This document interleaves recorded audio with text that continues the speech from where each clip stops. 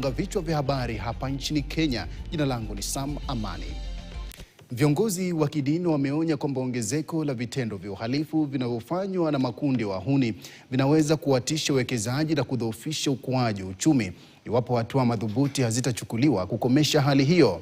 Wakizungumza katika eneo la Ngunguni, kaunti ya Makueni, viongozi hao wakiongozwa na Askofu Nashon Juma walieleza wasiwasi kwamba hali ya ukosefu wa usalama na vurugu inaweza kuwafanya wawekezaji wa ndani na wale wa nje kusita kuwekeza humu nchini. Askofu Juma alitoa wito kwa Tume ya Kitaifa ya Uwiano na Utangamano wa Kitaifa NCIC kuchukua hatua za haraka na za kudumu ili kukabiliana na tatizo hilo kabla halijazidi kuwa kubwa.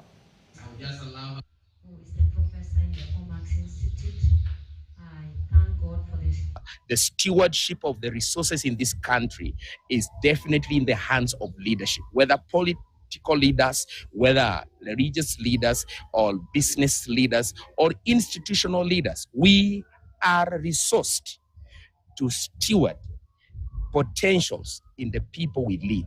Politics has a way that it could divide the people, but I believe that the people in charge have the ability and the responsibility to unite the people.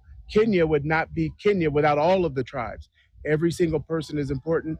Every single person makes a contribution. And so I'm calling for the leaders to find a way to make that contribution, but do so in a way that you acknowledge all the contributions from the other tribes. Ningependa kuhimiza ushirikiano katika hata taifa letu, hata katika huu wakati tunapoendelea na kujipanga kwa ajili ya 2027. Mambo mengi yanapofanyika ambayo ni ya kuleta machafuko, sana sana wamama, watoto ndio huwa wanaumia sana. Kwa hivyo siku ya leo naongea kama mama, nasema ya kwamba viongozi wetu wazingatie sana amani. Wawe ni viongozi wa kidini ama viongozi wa kisiasa.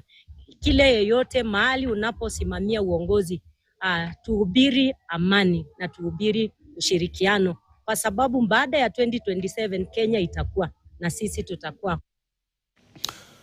Tusonge mbele mtazamaji. Chama cha ODM katika kaunti ya Vihiga kimewatimua baadhi